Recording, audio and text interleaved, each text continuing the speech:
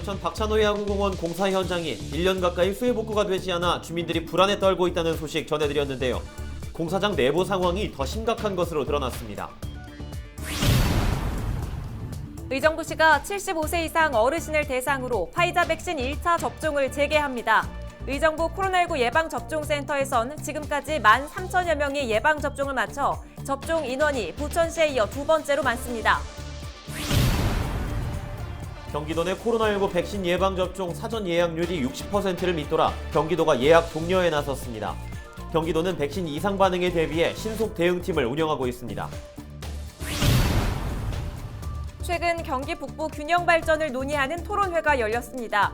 낙후된 경기 북부 지역의 발전을 위해선 법률 개정이 우선이란 목소리가 나왔습니다.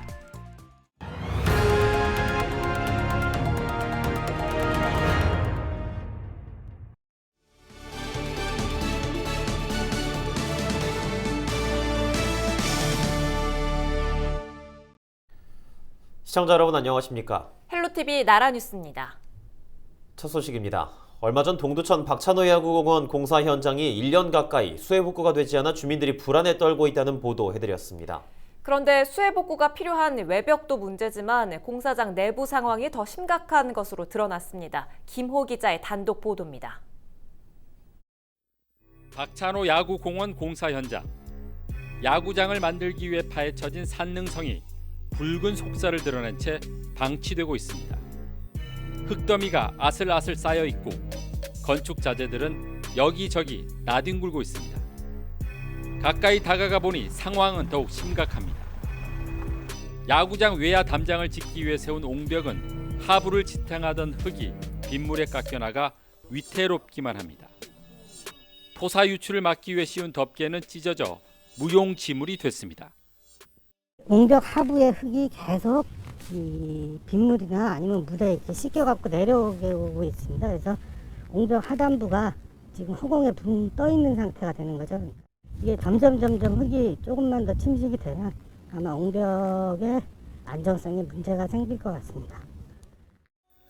지난해 여름 집중호우로 토사가 쓸고 간 자리는 굴삭기가 땅을 판 듯 움푹 패였습니다. 성인이 팔을 뻗어도 닿지 않을 만큼 패인 곳은 마치 협곡을 연상케 합니다.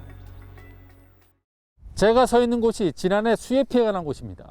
집중호우 때 물길을 따라 내려온 토사가 바로 민가가 있는 하천변을 덮치면서 피해를 입혔습니다. 앞으로가 더 문제입니다. 최근 잦은 비로 지반이 약해진 데다 빗물이 만든 물길로 공사장 곳곳은 마치 지진이 난 듯 쩍쩍 갈라져 있습니다. 집중호우가 내린다면 큰 피해가 우려됩니다. 그 군데군데 물길들이 이렇게 나 있지 않습니까? 쓸려 내려오고 있고 저런 부분들이 큰 비가 오게 되면 이 물길을 따라 갖고 하천 쪽으로 흘러 내려가게 됩니다. 그 토사가 그렇게 됐을 때 이제 하천에 토사가 쌓이게 되고 그렇게 되면 이제 큰 비에 하천이 좀 범람할 위험성이 좀 있습니다.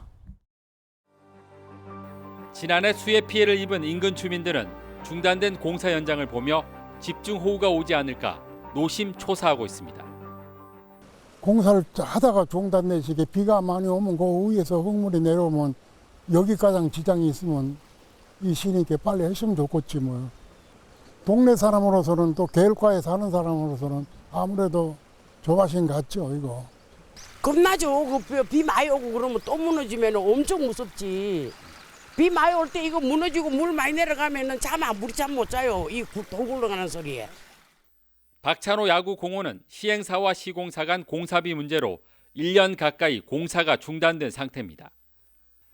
민간 사업자 간 다툼이다 보니 시당국도 이렇다 할 해결책을 찾지 못한 채 뒷짐만 지고 있습니다. 단기간은 문제가 안 되는데 이제 장기간 비가 오게 되면은 그 관리가 안 된다고 하면 또 문제가 될 가능성이 있습니다. 거기에 대한 시당국에서 조치는 있나요? 아무래도 민간 사업이다 보니 시에서 직접적으로 할 수는 없고 수해 복구를 촉구하는 공문을 지금 보낸 상태입니다. 최근 유치권 행사로 행사를 저지하던 시공사 협력업체가 수해 복구에 한해 공사를 허용했습니다. 하지만 여전히 공사는 시작도 못해 인근 주민들은 곧 다가올 우기를 걱정하며 언제 터질지 모를 시한폭탄을 아는 채 밤잠을 설치고 있습니다. 헬로티비 뉴스 김호입니다. 의정부시가 75세 이상 어르신들을 대상으로 화이자 백신 1차 접종을 재개합니다. 접종 기간은 27일부터 다음 달 12일까지이며 12,900명이 접종 대상입니다. 의정부 코로나19 예방접종센터에선 지난달 15일 이후 13,800여 명이 1, 2차 접종을 모두 마쳐 51.7%의 접종률을 보이고 있습니다. 의정부 센터의 총 접종자 수는 부천시에 이어 두 번째로 많습니다. 60세 이상 74세 이하 주민을 대상으로 코로나19 예방접종 사전 예약이 진행되고 있는 가운데 경기도 내 예약률이 60%를 밑돌아 도가 예약 독려에 나섰습니다. 경기도가 밝힌 연령별 예약률을 보면 24일 18시 기준 70세에서 74세는 67.8%, 65세에서 69세는 61.9%, 60세에서 64세는 49.9%로 평균 57.6%인 것으로 집계됐습니다. 경기도는 코로나19 백신은 세계 많은 국가에서 사용하고 있고 이상 반응에 대해서도 신속 대응팀이 운영되고 있다며 백신 접종에 나설 것을 당부했습니다. 대상자들은 인터넷과 전화를 통해 예약할 수 있으며 보호자나 자녀의 대리 신청을 통해서도 가능합니다. 최근 경기 북부 균형 발전과 향후 대응 방안을 논의하는 자리가 열렸습니다. 2021 경기도 상반기 정책 토론 대축제 일환으로 열린 토론회인데요. 어떤 대책이 논의되는지 한번 알아보겠습니다. 네, 토론회 자장을 맡은 이영봉 경기도 의원과 이야기 나눠보죠. 의원님 안녕하십니까? 네, 안녕하십니까. 경기도의회 기획개정위원회 의정부 출신 이영봉 의원입니다. 반갑습니다. 이 발전 방향을 세우기 위해서는 지금 시점에 대한 그 진단이 우선 돼야겠죠. 경기 북부가 낙후된 이유 어떻게 분석이 됐습니까? 네, 그렇습니다. 지난 20일 경기도 북부청사 평안우리홀에서 경기 북부 균형 발전과 향후 대응 방안이라는 주제로 토론회를 마쳤습니다. 동북부 발전의 저해 요인으로 토론자분들이 수도권 정비법, 군사시설보호구역, 개발제한구역, 탈당 특별대책지역 규제로 인하여 저발전의 대표적인 법률 등이 시대에 맞게 개정이 되어야 한다고 말씀들을 주셨습니다.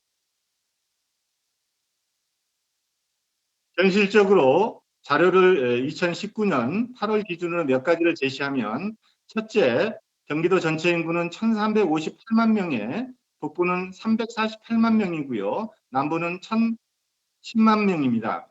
두 번째는 세수는 북부는 2조 1,240억 원이고요. 남부는 약 10조 정도이고요. 셋째는 SOC 예산인데요. 북부는 1,340억 원, 남부는 2,480억 원입니다. 네 번째는 시군 재정 자립도인데요. 북부는 29.8%, 남부는 45.3%고요. 마지막으로 다섯 번째는 1인당 GRDP는 북부는 2,400만 원이고요. 남부는 3,970만 원 정도입니다. 주요 지표에 대해서 말씀드렸고요. 특히 아쉬운 점이 있다면 민선 7기 이재명 기사님의 특별한 희생의 특별한 보상으로 SOC 예산은 경기 동북부에 증가되었지만 재정 자립도는 지속해서 하락한다는 점이 아쉽다 하겠습니다. 그리고 의료와 교육에 대해서 언급해 주셨는데요. 양질의 시설의 확대가 돼야 한다고 생각됩니다. 꼭 공공의료를 담당하고 있는 의정부 의료원부터 지역내로 확장 이전돼야 한다고 생각됩니다. 예, 말씀해 주신 것처럼 지금 여러 면에서 경기 남북 격차가 상당한데 이번 토론회에서 북부 발전을 견인한 실효성 있는 대책으로 평화경제가 여러 번 언급됐다고 들었습니다. 이 평화경제가 무엇인가요? 경기도는 서울을 둘러싸고 있고 경기 북부는 접경지역 DMZ이 있는 지역인데요. 한강 이남 중심으로 발전이 되었고 북부는 북한과 대치하고 있는 접경 지역이다 보니 불이익을 받은 게 사실이죠. 이제는 접경 지역을 평화 지역으로 불러야 한다고 생각됩니다. 강원도, 인천광역시, 경기도는 한반도 냉전 체제를 상징하는 DMZ이 있습니다. 경기도는 가장 큰 지역의 DMZ를 보유하고 있는데요. 평화 경제를 구축할 여러 가지 방안이 있지만 한 예로서 DMZ 세계평화공원 안에 생태평화 종합관광센터 건립과 면세점을 유치하여 매년 예상되는 세수 수익을 낙후된 경기 북부의 지역개발 기금으로 조성해 경기 동북부에 지원하여 동북부의 가치제고, 국가 균형 발전의 실현으로 통일시대 평화경제 구축을 할 수 있다고 생각됩니다. 이는 제주도 관광특별자치도를 만들 때 특별 입법으로 가는 것이 내국인 면세점이었고 매년 1,000억 원 이상의 이익을 가지고 20년간 집중 투자가 이루어져 지금의 지역 발전이 가능했습니다.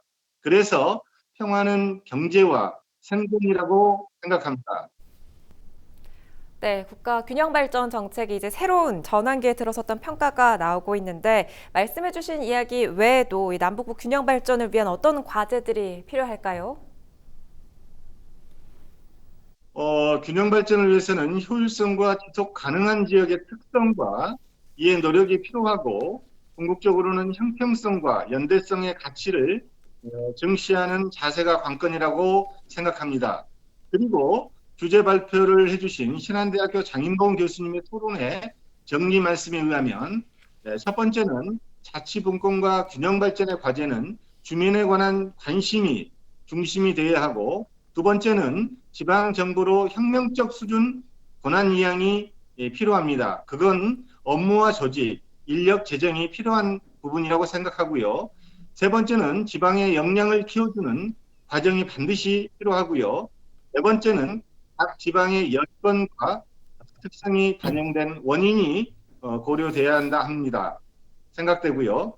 다섯 번째는 행정구역에 한정하지 말고 생활권과 경제권을 기준으로 고려해야 하고요. 마지막으로 행정구역에 대한 합리적 개편 없이는 지역 간 균형 발전 요구는 지속될 것으로 사료됩니다. 이번 토론회에서 제안해 주신 의견이 정책으로 반영되고 그 바탕으로 경기 북부 균형 발전이 한층 성숙될 수 있도록 노력하겠습니다. 예, 역시 평화는 경제와 생존이다라는 말처럼 굉장히 중요한 이슈일 것 같은데요. 이번 토론회에서 나온 의견들이 균형 발전에 큰 디딤돌이 됐으면 좋겠습니다. 오늘 나오셔서 고맙습니다. 네, 감사합니다. 지금까지 이영봉 경기도의회 의원이었습니다.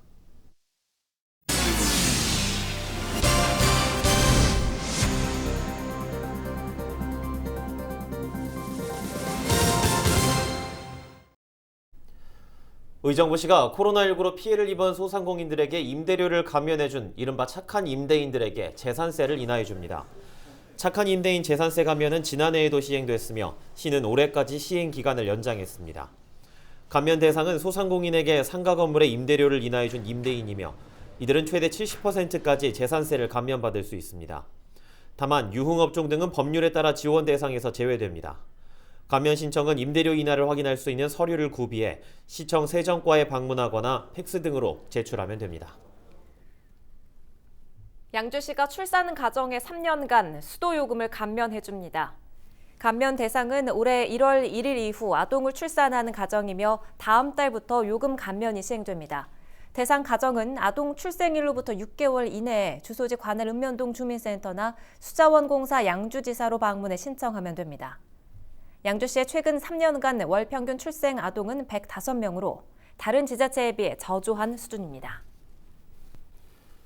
동두천경찰서는 지구대에서 난동을 벌인 30대 남성 A씨를 체포했습니다.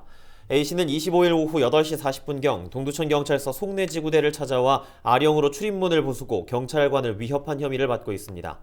경찰 조사 결과 A씨는 난동 3시간 전 노상에서 행패를 부리다 지구대에 연행된 것에 앙심을 품고 난동을 부린 것으로 전해졌습니다. 60세부터 74세까지 고령층의 코로나19 예방접종 예약률이 58%대에 머물고 있습니다. 이번에 접종을 놓치면 10월에나 다시 순서가 돌아온다고 하는데요. 방역당국은 본인의 안전과 가족의 건강 또 공동체 일상 회복을 위해 반드시 예방접종을 받아달라고 신신당부했습니다. 예약 마감은 6월 3일까지라고 하니까요. 서두르셔야겠습니다. 이상으로 뉴스를 모두 마칩니다. 고맙습니다.